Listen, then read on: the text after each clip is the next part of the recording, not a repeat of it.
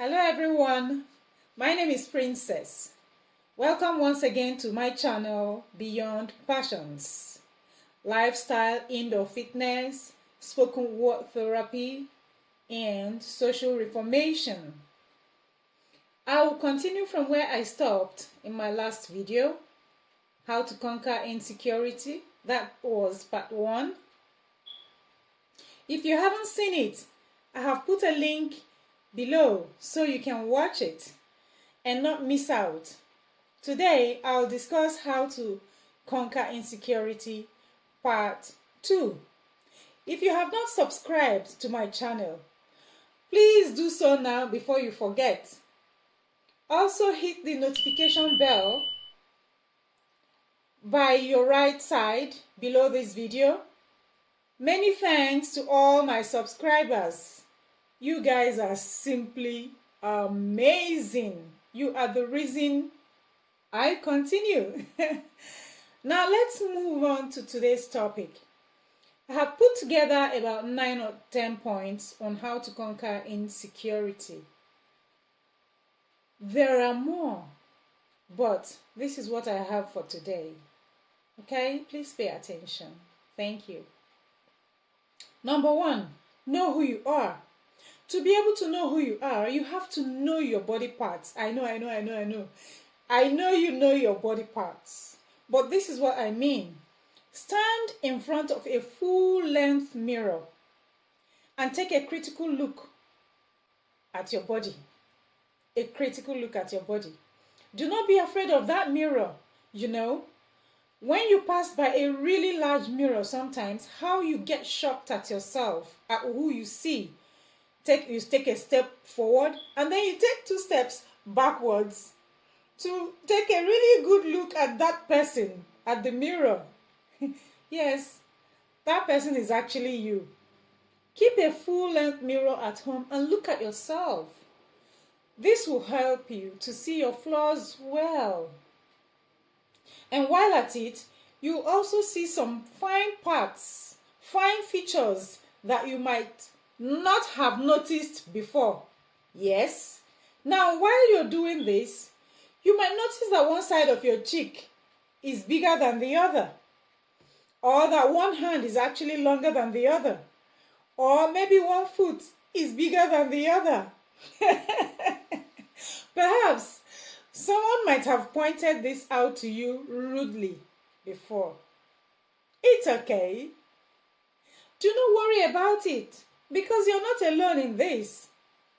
Everyone has something like that too, but nobody goes about telling people how one of their feet is bigger than the other one, or how one side of their waist is lower than the other one, or how one side of the hip is bigger than the other one, or how a part of their head is protruding. Perhaps you have light hair and soft hair like mine. Never mind. Do not worry about it. What can you do about your physical flaws? After all, you did not give yourself that part. Actually, you did not even create yourself. So do not worry so much about your body flaws or about what is not properly aligned in your body. Just admire yourself and love yourself. Number 2, identify your abilities. What can you do? What are your strengths and what are your weaknesses? It is good to identify these things so you know how to use them. Yes, you can use your strengths well, and you can also use your weaknesses when you identify them. Yes, and you can also work on your weaknesses. Sometimes you may not even know the extent of your abilities until later in life. So know your strengths, concentrate on them and use them well, and know your weaknesses too. Know your flaws. And if you then desire to improve any part of you, this is where personal development comes in. It is good to keep on working on yourself irrespective of age. There are several ways to actually work on yourself. You can go back to school. You can enroll on short or long courses, read materials, follow your role models to learn, identify mentors who might even be remote, and follow them to learn. And don't forget, listen to me too. If you have not subscribed to my channel, please hit the notification bell right now and subscribe. Press that subscription button. And one more thing, do not be intimidated by anyone. Do not be intimidated by anyone. If you're working, do your job with all your heart, regardless of what it is that you are doing. If it's not exactly what you would like to do, then do whatever you find yourself to do until you find another. Do whatever you find yourself to do it with all your heart, as if your life depends on that thing. Do it at that point until you find something else to do, until you find what you really like to do. And always fulfill purpose wherever you find yourself in life. It might be just little one. Just keep on fulfilling those purposes, okay? Number 3, accept yourself. Accept who you are and stop rejecting yourself. Stop rejecting that part that is flawed. Identify things and parts of you that make you feel good about yourself. Identify people in your life that accept you for who you are. Identify genuine friends who flow with you regardless of your flaws. Know that nobody is perfect. Everyone has flaws, and your flaws are part of what makes you who you really are. Unique. Even with all the flaws that you have, you are unique, all right? However, if you can change or enhance any part of you, then do so. For example, if a woman has coarse, kinky hair but does not like it, then she may buy straight hair or buy products that will, soften the hair and make it more manageable. That's just a very tiny example. If you can afford to buy a straight hair, if you don't like your kinky hair, buy it. But if you can't afford to buy it, for instance, then wait until you can. But accept who you are. Number 4, forgive your past. This is a greatly crucial part to healing from insecurity. Because of those past criticisms and accusations and false accusations that I talked about in part 1, in How to Conquer Insecurity, part 1, you may find it difficult to forgive, but you have got to let it go. If you have not watched part 1, please check. I'll put a link below so you can watch it and learn more. The thing about forgiveness, though, is it is for your own good. Not necessarily those who wronged you, but primarily for yourself. It may do good for the offender to know that, well, he or she has been forgiven. But primarily, forgiveness is for you. And it is you whose burdens are lifted through forgiveness. Forgive the criticisms. Forgive the accusers. Forgive those who shaped your insecurities in life. Identify who else is there to forgive, and please forgive their bad behavior. I can't imagine how difficult this must be for you. But you still have to forgive. You still have to forgive. So, forgive. Alright? If you keep holding on to the past and all those things they told you and all those things they said about you, it will create bitterness in you. And bitterness is cancer. Bitterness eats people up. You don't believe me? Get rid of all bitterness, rage and anger, brawling and slander, along with every form of malice. Get rid of them all. It is cancer. There is only one way to deal with bitterness, and that is to get rid of it, okay? But truly, you have to try until you let it all out of your system, one step after the other, until finally you'll be able to laugh at all those things they said about you and all those things they have told you before and all those criticisms and all those accusations. Let it all out. All right? Also, you must forgive yourself for condemning yourself, for believing those people who criticized you to a faulty scar in life, for rejecting yourself. You must forgive yourself for doubting yourself, for not believing in yourself. If you do not believe in yourself, who would? You don't only have to forgive those people or those criticisms and those accusations and those false accusations. You also have to forgive yourself, all right? So you can move forward. Number 5, self-approval. Learn to approve yourself. Learn to applaud yourself whenever you think you have done well. It doesn't matter how small. Stop waiting for someone to approve of what you did well. Learn to affirm yourself. Learn to validate yourself. Learn to tell yourself, oh, well done, girl. This one, you got it right. And if you know that you have got it wrong, think of where to improve.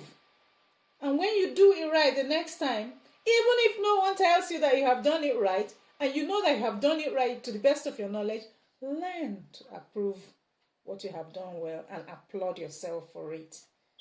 Number 6, develop trust in yourself. Develop trust in your God. Trust in your little moments of achievements. Those little moments of successes. Trust, bit by bit, that over time it will all be well. Trust that things will work out together for your own good. Learn to change your views. Learn to change your perspectives for the best. Learn to accept that things actually change for the better for you and for the best. Also learn to trust in your own predictions. What do I mean? Sometimes in life, your heart actually tells you something and you don't do it. Whatever that is called. But I'm saying trust in your predictions. And then later on, the things that you actually thought about play out. Or you think of saying something to someone. Or you think of making a suggestion in a meeting. And then later on they play out. And you would say to yourself, oh, I wish I had done this. I wish I had said this. Learn to trust in those little predictions, all right? Number 7, self-evaluation. This is important. Before anyone evaluates you, evaluate yourself first. From time to time to see the improvements you have made over time. Remember the full-length mirror I talked about? That is physical evaluation. You must also evaluate your intellect, your income, your lifestyle, your everything, your career. You must evaluate everything to see that you are actually moving forward and not stagnant. Evaluate yourself. Evaluate yourself before someone else does it for you. This way, you compare yourself against yourself, against who you were before, against who you were yesterday, against who you were last week, last month, last year. 10 years ago or 20 years ago. Learn to evaluate yourself and change the things that you can change. The ones you can't change, oh well, accept them. I see people compare themselves nearly every day with other people.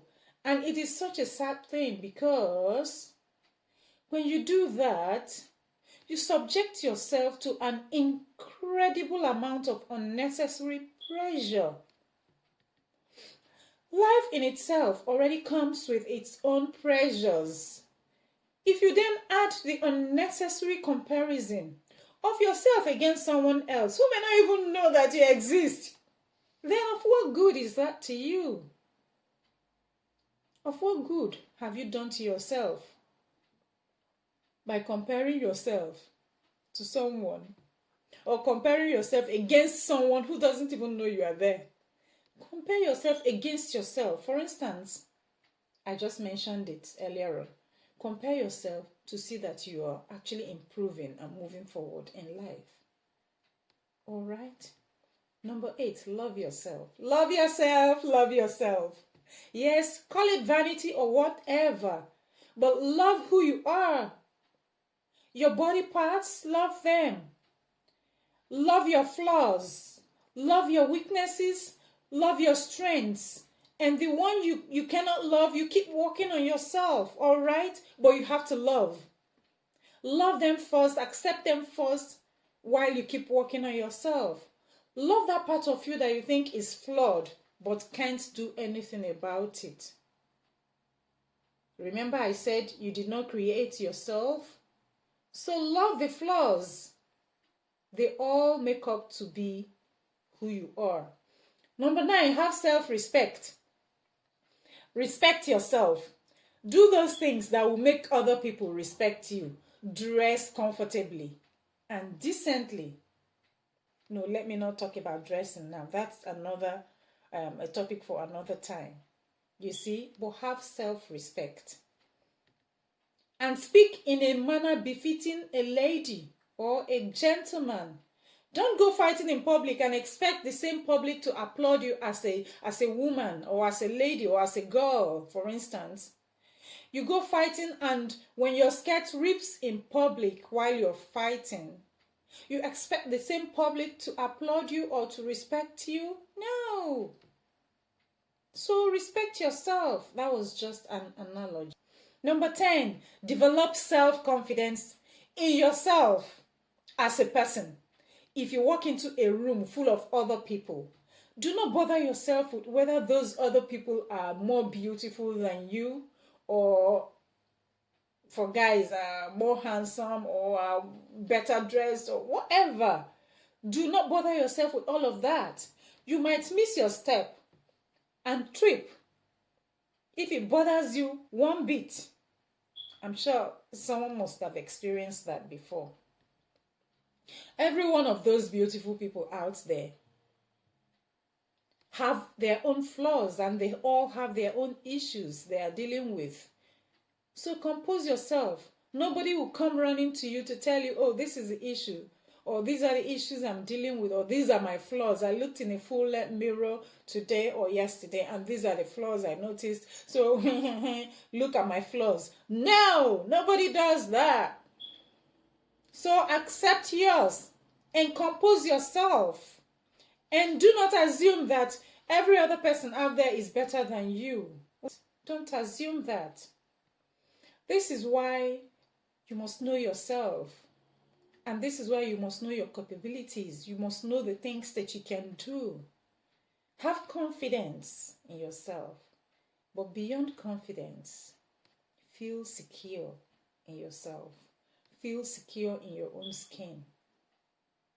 All right?